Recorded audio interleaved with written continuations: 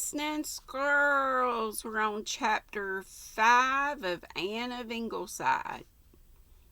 Anne was cutting a vase full of June lilies for her room and another of Susan's peonies for Gilbert's desk in the library, the milky white peonies with the blood red flecks at their hearts like a god's kiss.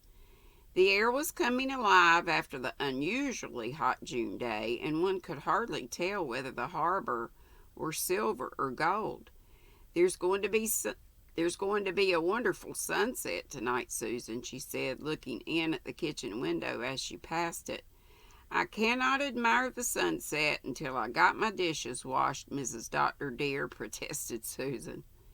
It will be gone by that time, Susan. Look at that enormous white cloud towering up over the hollow with its rosy pink top. Wouldn't you like to fly up and light on it? Susan had a vision of herself flying up over the glen, dishcloth in hand, to that cloud. It did not appeal to her, but allowances must be made for Mrs. Doctor just now. She must be pregnant. There's a new vicious kind of bug eating the rose bushes, went on Anne. I must spray them tomorrow. I'd like to do it tonight. This is just the kind of evening I love to work in the garden. Things are growing tonight. I hope there'll be gardens in heaven, Susan. Gardens we can work in, and help things to grow. But not bugs, surely, protested Susan. No, I suppose not. But a completed garden wouldn't really be any fun, Susan. You have to work in a garden yourself or you miss its meaning.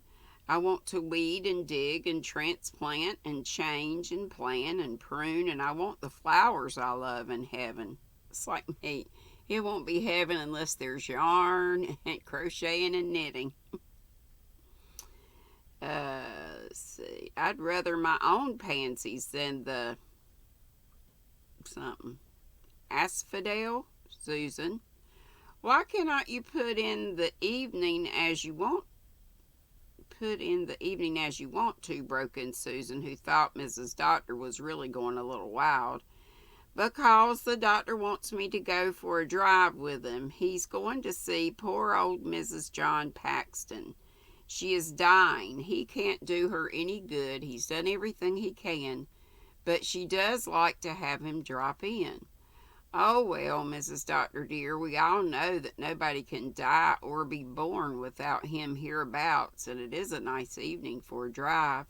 I think I'll take a walk down to the village myself and replenish our pantry after I put the twins and Shirley to bed. And manure? It says manure. Mrs. Aaron Ward. She isn't that's a plant. She isn't blooming as she ought to. Miss Blythe has just gone upstairs, sighing at every step, saying one of her headaches is coming on. So there will be a little peace and quiet for the evening at least. See that Jim goes to bed in good time, will you, Susan? Said Anne as she went away through the evening that was like a cup of fragrance that has spilled over. He's really much tireder than he thinks he is, and he never wants to go to bed. Walter's not coming home tonight. Leslie asked if he might stay there. Jim was sitting on the steps of the side door, one bare foot hooked over his knee, scowling viciously at things in general and an enormous moon behind the Glen Church spire in particular. Jim didn't like such big moons. Take care your face doesn't freeze like that, Aunt Mary Maria had said as she passed him on her way into the house. Jim scowled more blackly than ever. He didn't care if his face did freeze like that. He hoped it would.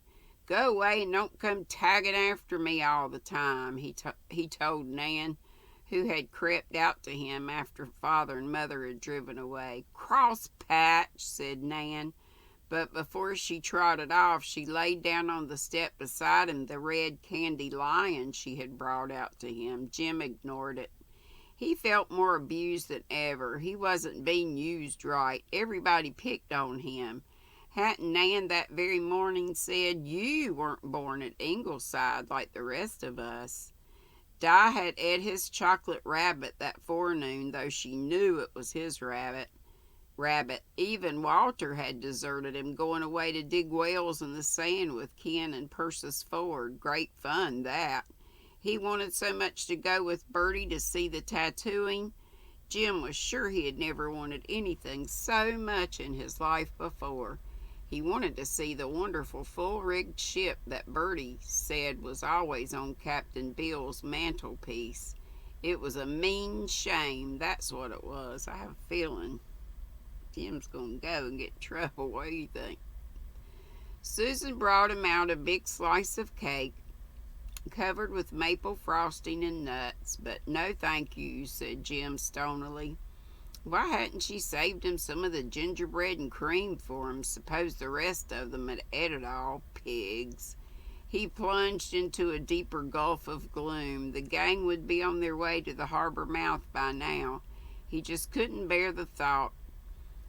He'd got to do something to get square with folks. Supposing he sliced Di's sawdust giraffe open on the living room rug, that would make old Susan mad.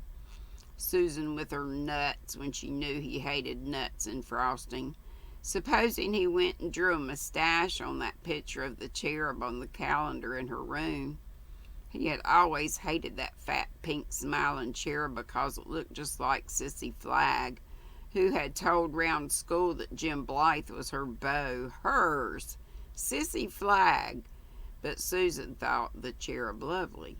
Supposing he scalped Nan's doll. Supposing he whacked the nose off Gog or Magog, or both. Wait a minute. Okay, here I am. Or both of them. Maybe that would make Mother see he wasn't a baby any longer. His butt. Just wait till next spring. He had brought her Mayflowers for years and years and years, ever since he was 4, but he wouldn't do it next spring, no sir. Supposing he ate a lot of the little green apples on the early tree and got nice and sick, maybe that would scare them. Supposing he never washed behind his ears again. Supposing he'd made faces at everybody in church next Sunday. Supposing he put a caterpillar on Aunt Mary Maria, a big striped woolly caterpillar. Supposing he ran away to the harbor and hid in Captain Dave Reese's ship and sailed out of the harbor in the morning on his way to South America. Would they be sorry then? Supposing he never came back. Supposing he went hunting jaguars in Brazil. Would they be sorry then? No, he bet they wouldn't. Nobody loved him. There was a hole in his pants pocket. Nobody had mended it. Well, he didn't care. He'd just show that hole to everybody in the glen and let people see how neglected he was. His wrongs surged up and overwhelmed him. Tick-tack, tick-tack, tick-tack, went the old grandfather clock in the hall that had been brought to Ingleside after Grandfather Blythe's death. A deliberate old clock dating from the days when there was such a thing as time. Generally, Jim loved it. Now he hated it. It seemed to be laughing at him. Ha, ha, bedtime is coming. The other fellows can go to the harbor mouth, but you go to bed. Ha, ha, ha, ha. Why did he have to go to bed every night? Yes, why? Susan came out on her way to the glen and looked tenderly at the small, rebellious figure.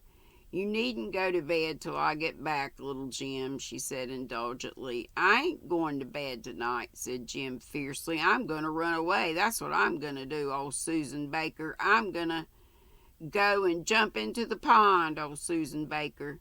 Susan did not enjoy being called old, even by little Jim. She stalked away in a grim silence. He did need a bit of disciplining. The shrimp, who had followed her out, feeling a yearning for companionship, squatted down on his black haunches before Jim, but got only a glare for his pains. Clear out! Sitting there on your bottom staring like Aunt Mary Maria's scat. Oh, you won't you? Then take that. Jim shied Shirley's little tin wheelbarrow that was lying handily near, and the shrimp fled with a plaintive yowl to the sanctuary of the sweetbriar hedge. Look at that. Even the family cat hated him. What was the use of going on living? He picked up the candy lion. Nan had eaten the tail and most of the hindquarters, but it was still quite a lion. Might as well eat it. It might be the last lion he'd ever eat. By the time Jim had finished the lion and licked his fingers, he made up his mind what he was going to do. It was the only thing a fella could do when a fella wasn't allowed to do anything. That's the end of the chapter, so we'll have to wait and see tomorrow. I think he's going to run away. What do y'all think? You can leave it in the comments if you like. Oh, I've got to work on this. I've got so much to do. I keep adding a new mini every day. And all I want to do is start something with this. Or some of my new yarns that y'all have given me. Oh my gosh. But I can't. So I'll just pet them. This is so soft, y'all. Yarn B, it's from Hobby Lobby. It's soft and sleek DK. And I'll look to see what the size was. And it says DK, which is a 3. Duh. So dumb. I'm so thick sometimes. Okay, I'm off to hunt to see what color this Pepto-Bismol pink is. Got just a few more rows of this. More rows than you'd think with that little bit. Maybe about 4 or 5. Then I get to the pewter, shadow purple, and whatever that is. I gotta look it up. Okie dokie. We'll see y'all live at 5. Uh-oh.